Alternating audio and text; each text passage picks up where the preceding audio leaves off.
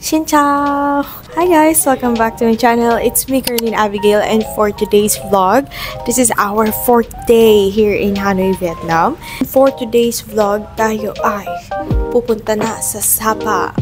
At ngayon, nag-check out na kami sa aming hotel, which is Little Diamond Hotel. So ngayon, 9 AM yung kinuha naming trip going to Sapa, and magbubok na lang kami ng Grab. 5 minutes away dito yung Soviet office. Doon yung kanilang pick-up point. Magbubok kami ng Grab kasi medyo madami yung maleta namin. 4 na maleta and mabigat siya. So kung lalakarin namin, mahihirapan kami. So ngayon, magbubok lang ako ng Grab and punta tayo ngayon sa Soviet office. Yeah. Oh, what instructors have Your first time come to Vietnam? Yes, first time.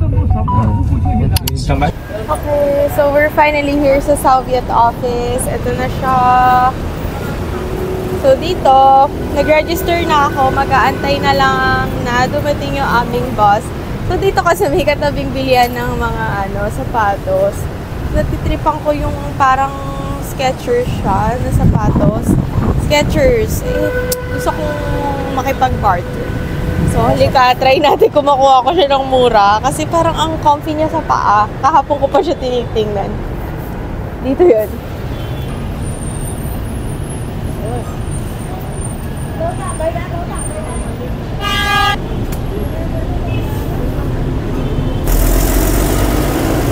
So guys, kapag papasok kayo, you have to remove your shoes. Tapos, tsaka kayo aakyat sa cabin. Thank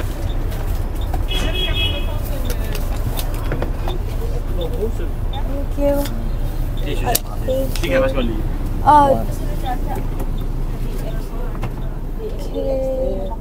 And BX2. Dito ka. Ito. This one is BX2. So BX2 ako. Kaya mo yan? Okay. This is me. BX2. Taas na yun. Bata daw kasi kayo. Okay guys. Pabalik na ako. Nakakatawa pabalik. May laman na pa. So nice. Wow, anda. Sorry, na-excite ako. Sige, magsara na tayo, guys. Mapakita ko sa inyo.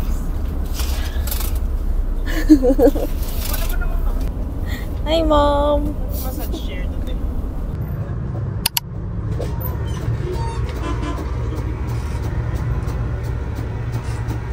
Guys, ika-cabin tour ko kayo. Ay, ang saya. Tignan nyo yung bintana. Kasi natapat ako sa araw. Nakakaasa araw. Tapos, ayan siya. Pwede niyo isara yan para may privacy naman kayo. Itong sleeper bus na to, guys, wala siya sa Klook. Hindi niyo siya mahahanap doon. And, so, mayroong dalawang way para mabook nyo tong Soviet na sleeper bus. Ang isa doon is via bookaway.com. Pwede rin kayo mag-book doon. Sa pagkakatanda ko, $16 per head ang one way going to Sapa. Ang isa ring way para makapag-book ng Soviet is pumunta kayo mismo sa office, which is yun yung ginawa namin. Pagdating namin ng Hanoi Old Quarter, dun sa video ko nung 3rd day namin dito sa Hanoi, Vietnam, sinadya muna namin yung Soviet office dito sa Old Quarter. Doon na kami bumili ng tickets. Kung gusto nyo malaman kung paano yung process ng bumili ng ticket, puntahan nyo lang yung day 3 na vlog ko dito sa Hanoi, Vietnam.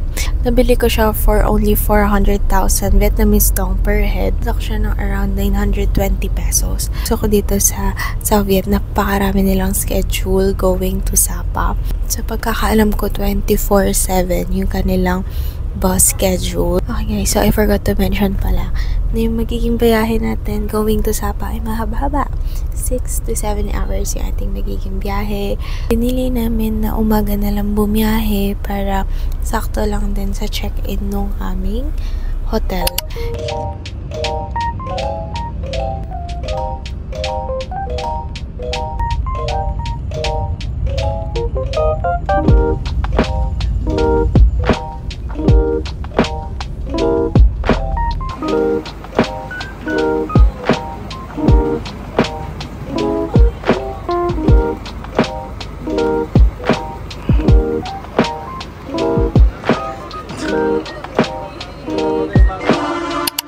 Okay, so we're on our first stop. Ito, ating first stop. So, kailangan na natin bumili ng food kasi lunchtime na rin. So, ang sarap ng tulog ko. Nakatulog ako. And sobrang comfy ng bus. Di naman ako nahilo. So, it's very, very comfortable. So, uli ka, tingnan natin yung mga foods here. By the way, guys, nakatatlong oras na pala kami sa biyahe. So, medyo kalahati na tayo.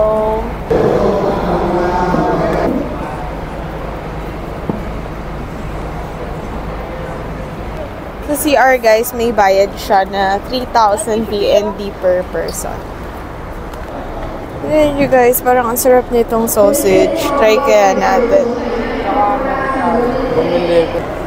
And then, ito guys, bibili na lang din ako nitong banbaw. Ito na yung lunch natin kasi mahaba-haba pa yung ating biyahe. 25,000 VND, tapos yung sausage, 20,000 VND naman. Guys, bumili na ako. So, 45,000 lahat to.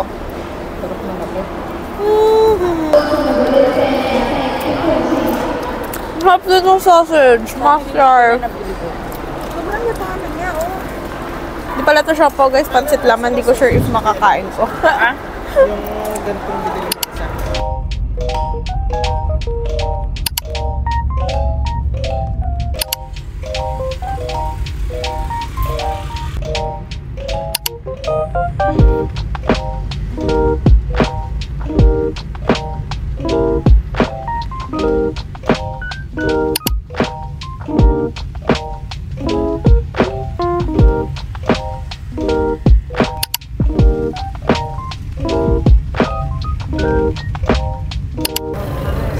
Okay guys, so we're finally outside.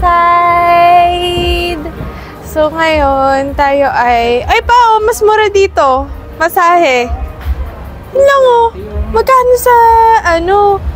Magkano sa Old Quarter ang masahe? Almost na sa 600, 500, 1,000. Gusto niyo mamayang gabi, pwede kung pagod na kayo. Okay, so ngayon, kakain tayo mga sisiko kasi hindi pa kami nagla-lunch. Yung sausage na kinain namin yung pa rin. So, it's already 5 p.m. na. So, nakapag-check-in na ako sa hotel and panoorin yung room tour namin para makita nyo kung gaano kaganda yung aming hotel na tinuluyan dito sa Sapa, Vietnam. So, ngayon, hanap tayo ng resto. Lakad-lakad muna kami here. So, alam nyo ba guys, dito sa Sapa, Vietnam, ibang klase yung lamig niya, nakakagat talaga siya. At like dun sa Hanoi, kaya pa yung lamig, pero ito, napakalamig. Para ka nasa freezer. So ngayon, gusto ko bumili ng sombrero kasi masakit sa ulo yung lamig dito. Gusto ko bumili ng sombrero, ba't ngayon? Hindi aesthetic tingnan pag suot ko, ba't ganoon? Magusto ko ganito, Ito. gusto ko yung parang ganire, pero gusto ko ganito, pero puti. Ano may ate? We have white. Like this. White like this.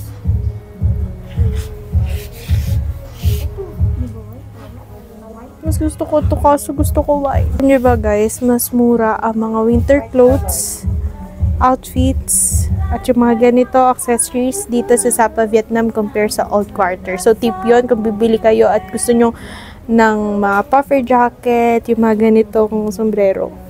Dito kayo bumili sa Sapa. Mas mura, napakamura dito.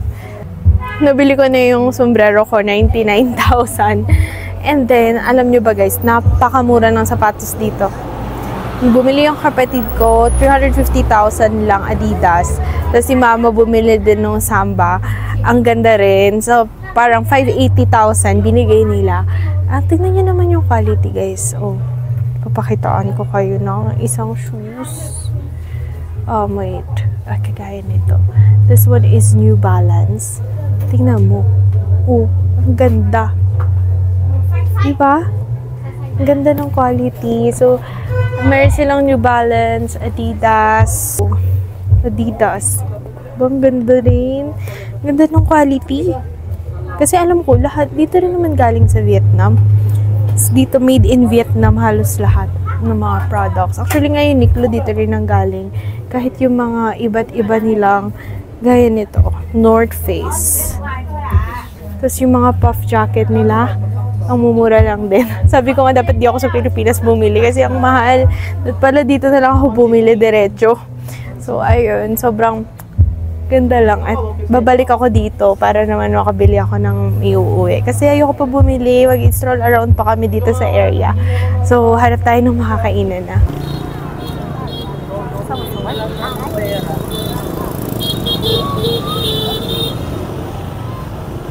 So ngayon, nandito kami sa Choban Pho. Dito yung napili namin kainan kasi nakikrave sila sa noodles. So, kasi nga napakalamig ngayon dito. Hindi ko alam yung ano, pero sobrang lamig na ng kamay ko. Alam mo yung freezer? Ganoon ang pakiramdam. Parang kang pumasok sa freezer. Ito siya, Choban Pho. Tingnan natin kung anong order natin. Pasok tayo kasi gutom na kami. Wala pa kaming lunch.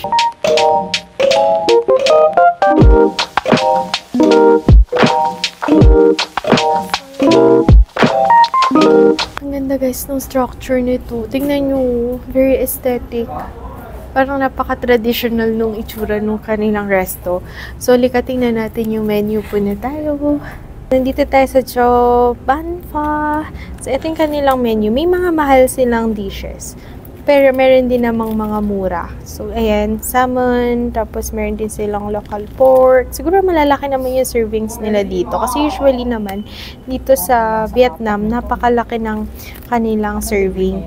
Tapos, meron din silang mga fried rice. Kita nyo to, mura siya. Ito yung in-order ko, beef fried rice. Kasi parang nagsawa na ako dun sa mga noodles. So, gusto ko naman ng beef. And then, ito yung sa kanila. Order sila ng pho. So, ayan, meron ding mga drinks and side dishes here. So, ayan, okay naman yung prices nila dito. Hindi rin naman ganun kamahal. Depende lang sa inyong o-orderin.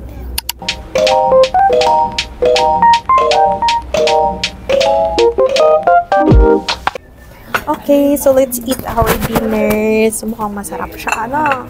Especially, hati na lang kami ni Mama nung pho kasi sobrang dami din ng serving. Tapos hati na lang din kami nitong rice. Ito yung sa akin. Naubos yung beef. So, rice na lang ang available. Can I have chopstick? Umoni. Chopstick. Kumawaya. Oh, laki ng chopstick. Okay, let's taste the noodles. Unahin natin yung noodles. Ang sarap nito. Mas maluya yung gawa nila. Tapos pinaalis namin yung coriander. Tama ba? Pinaalis namin siya. Kasi hindi talaga namin gusto yung lasa nun. Masyadong matapang. Sarap. Maluya. So, hindi mo ganun masusuya sa lasa ng beef. Sarap. Dahil malamig lang ang weather, mabilis lang din lumamig yung sabaw. Ng chili. Para mas masarap yung ating pho.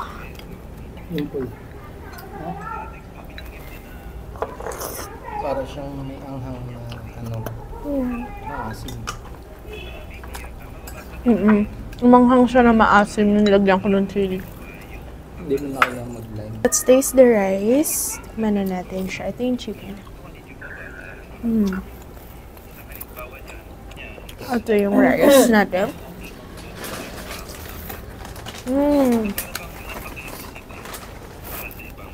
Ito na rice. Like that. Mint. Sarap.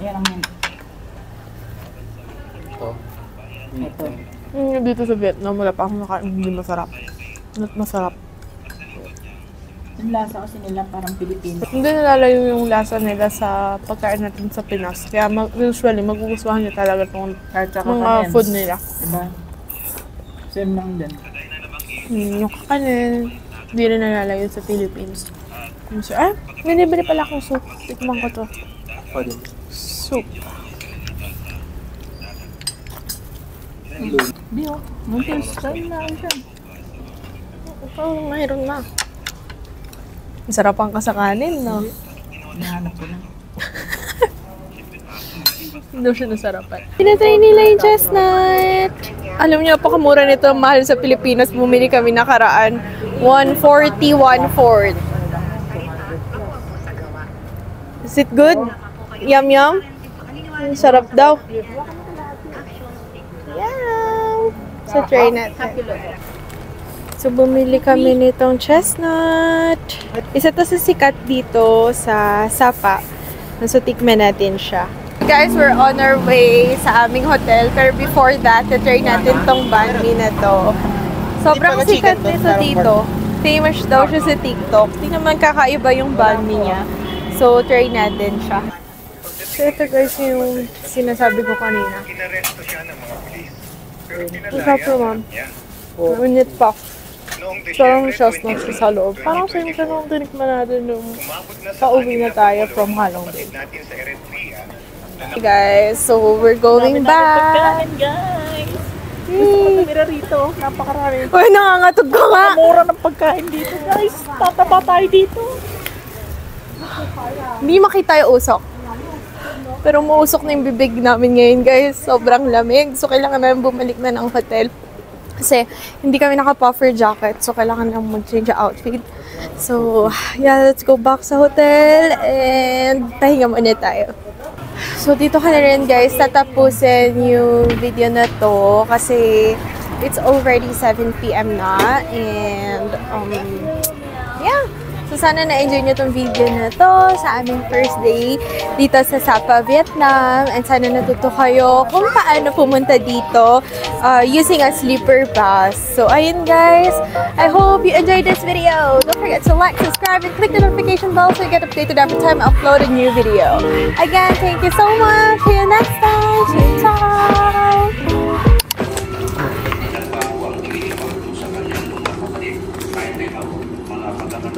Masarap siya, guys. Bakit tumawa? Okay, game.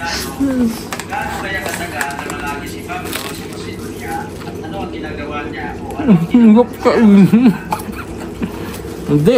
Ang sarap niya. Yung ano tag kita? Bani? Yung ban niya. Ang lutong. Yummy. Ang sarap. Yummy. Yummy. Yummy, yummy. Kasi mo, yung balik.